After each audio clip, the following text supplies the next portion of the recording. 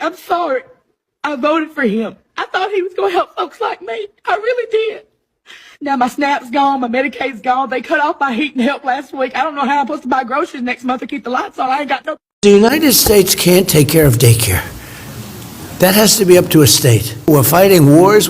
We can't take care of daycare. Medicaid, Medicare, all these individual things, they can do it on a state basis. You can't do it on a federal. We have to take care of one thing, military protection. President Trump, if you see this, please save us.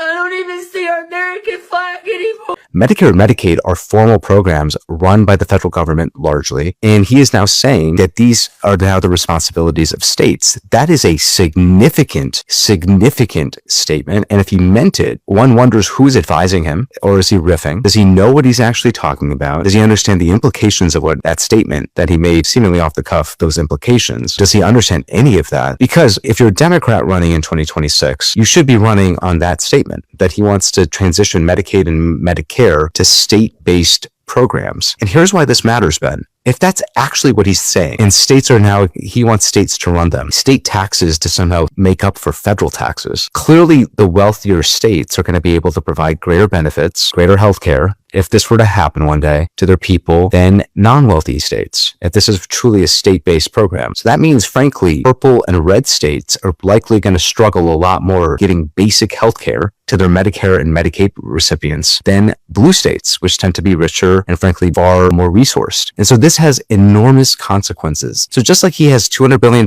for 3 months of the Iran war, and that is clearly a priority, the fact that he's saying this, every Democratic candidate, frankly, the American public should be paying attention to this statement. He's not interested in making Medicare and Medicaid as strong as possible. He wants states to take it over. That's fundamentally not what's in the statutory law today. And two, there's no way states can actually do what he's suggesting that they can do well. It's not possible. And people will suffer if that actually were to come to pass one day. Not a socialist, but everybody deserves a right for health care. That's socialism. And you need... Wait.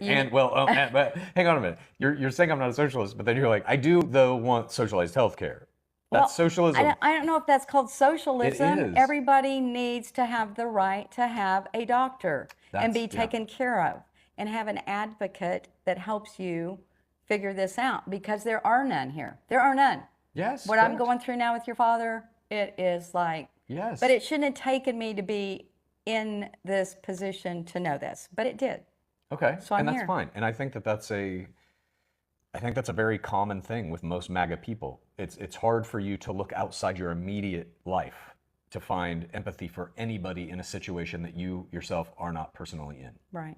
You are in that now. You are seeing firsthand that the medical system in America has nothing to do with doctors or patients. It is completely run by insurance companies. Insurance companies. That is correct. They make every decision. That is correct. So like Dad right now, Bob, for those watching the show, he's in a rehab facility trying to get better, to get back on his feet. And the decision about how long he should stay in this place is not made by the doctor, is not made by the patient. It is made only by the insurance company, who has a bottom line about profits. That's all that matters. That's how the entire American medical system is run right now. And we will be kicked out of the rehab facility next week sometime. Yeah. So did y'all hear that the Trump administration is seeking medical records for millions of American families? Millions of families, that they are wanting all their medical records, including prescriptions and things they take. Why is that? Why do you think the government will want that? I don't have the answer to that, but what I can tell you is this is another domino falling in Roe v. Wade. Roe v. Wade was more than about abortion. It was about medical privacy and the ability to make autonomous decisions for medical purposes. I know a lot of people celebrated when Roe v. Wade was overturned, but I don't think a lot of those people understood exactly what they were canceling. It wasn't just about abortion, people. It was about our right to make decisions free of government intervention. And that means people get to make some decisions that you don't agree with. It means some people get to choose for themselves things that you don't like. But then it also means that you get to make your own decisions in privacy, but not anymore. So the government is going after medical records, and HIPAA will be the next to fall because we toppled a tenet of medical autonomy and privacy when Roe v. Wade was overturned.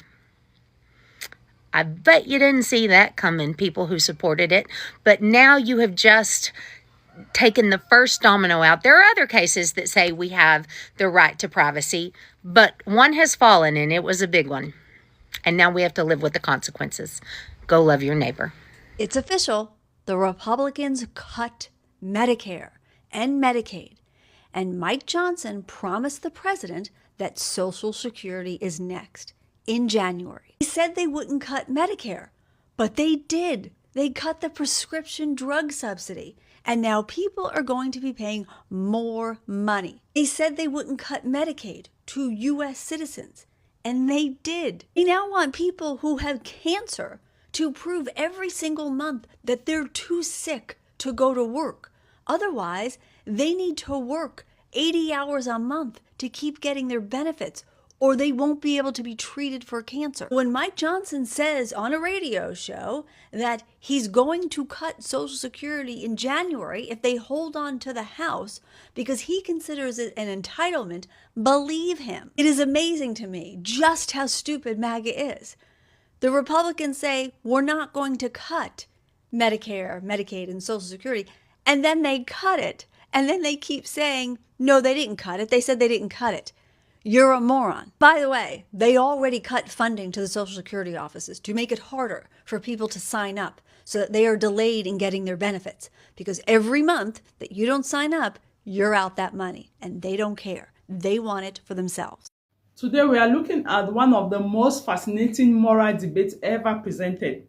A discussion that has left millions of people questioning what justice, right, and wrong really means. Imagine being forced to choose between saving one life or saving 5. Is there ever a situation where taking one innocent life can be justified?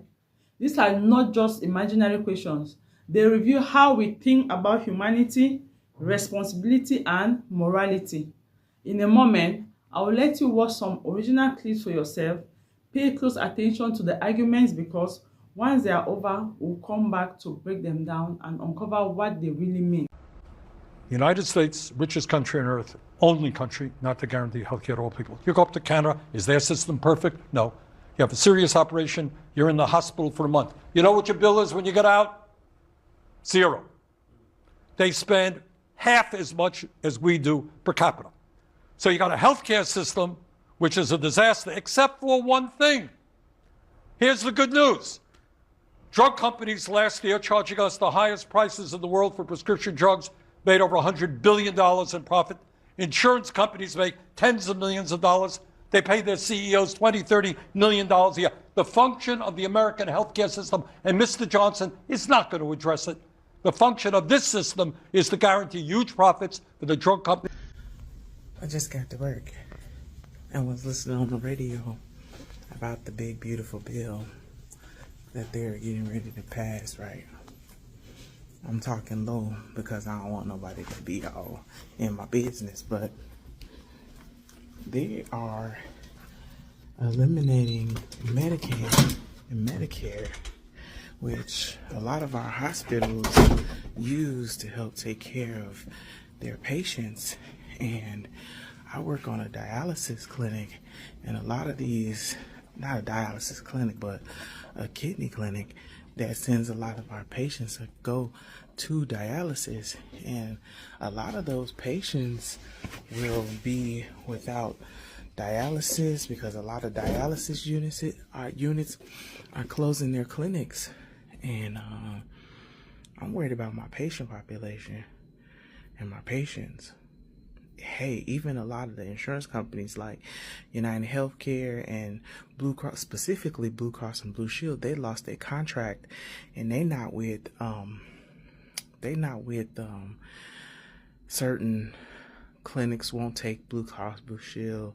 Certain dialysis units will no longer take United Healthcare. So a lot of people are going to be without insurance, and a lot of hospitals are about to close if this big beautiful bill passes, and I'm concerned. Thanks, Donald Trump. The Trump administration is freezing more than $1 billion in federal Medicaid funding to California and Minnesota as part of its ongoing crackdown on waste, fraud, and abuse. The Centers for Medicare and Medicaid Services paused more than $867 million for California and more than $200 million for Minnesota while it reviews what it's calling high-risk claims. Health and Human Services Secretary Robert F. Kennedy Jr. says the money will remain on hold until both states can prove the claims that they submitted are legitimate. The federal investigation will dig into everything from questionable in-home care billing to claims involving people with unsatisfactory immigration status to services allegedly provided after patients had died. Now, Kennedy blamed the Biden administration and Democratic leaders in both states for failing to prevent fraud. We are not sending Medicaid and Medicare dollars out the door until we have confidence that they are being spent lawfully and appropriately. As you might have guessed, the lawmakers in both states aren't happy about any of this. California Governor Gavin Newsom called the move a political stunt, while Minnesota Governor Tim Walz said the administration is cutting more in healthcare funding than it has recovered through fraud prosecutions. And speaking of health issues, Secretary Kennedy also defended the way his department has handled the outbreak of that explosive diarrhea from the cyclospora parasite. Critics have pointed to DOGE cuts. Remember DOGE? Well, they're pointing to them for creating this mess, particularly to the FoodNet program that tracks this very type of thing. Kennedy, however, said the cuts had no impact on this outbreak. We did cuts in the FoodNet program, but they were for redundant surveillance. We have done extensive forensics, epidemiological forensics, and we've identified the source of the outbreak. We and the companies that have involved have implemented. In case anyone is curious at how fucked up the United States medical system is, I just got an estimate for my 9-year-old's tonsil and adenoid surgery in July. Tell me why a 20-minute surgery, that's how long they said it would take, 20-minute surgery, to remove my 9-year-old's tonsils and adenoids is estimated to cost $108,447.46.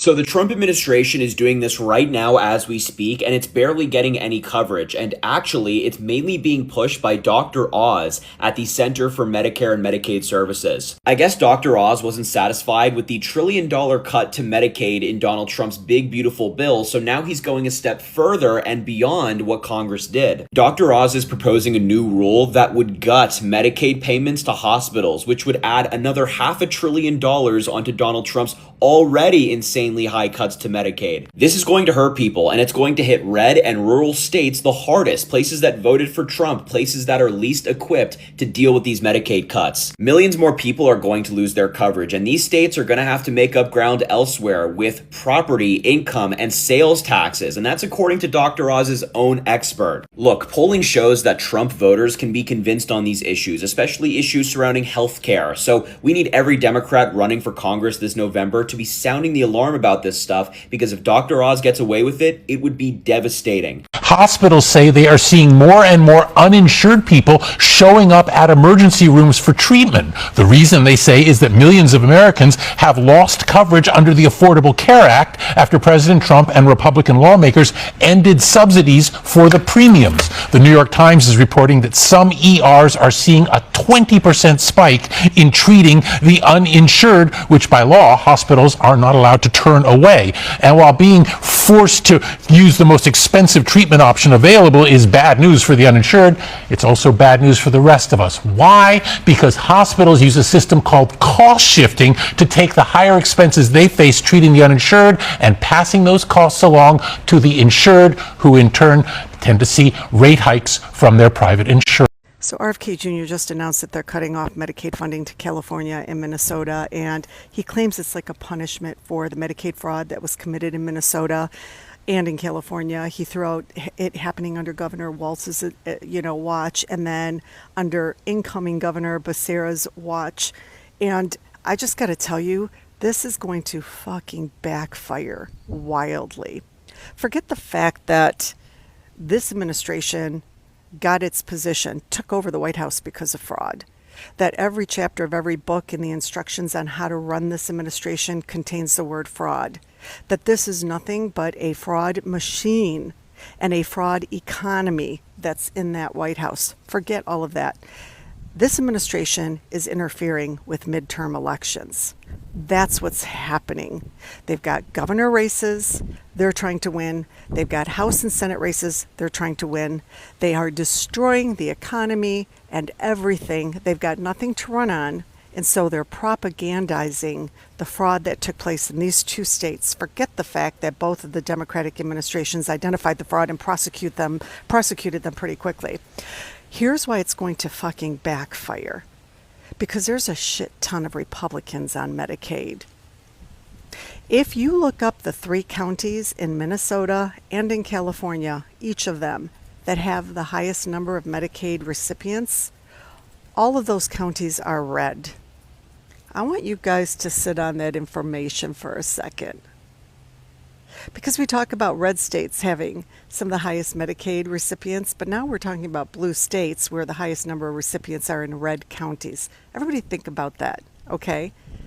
But you're going to piss off these voters of yours, these Trump voters. If their Medicaid gets cut off because you're trying to win those races in those 2 states, I don't know.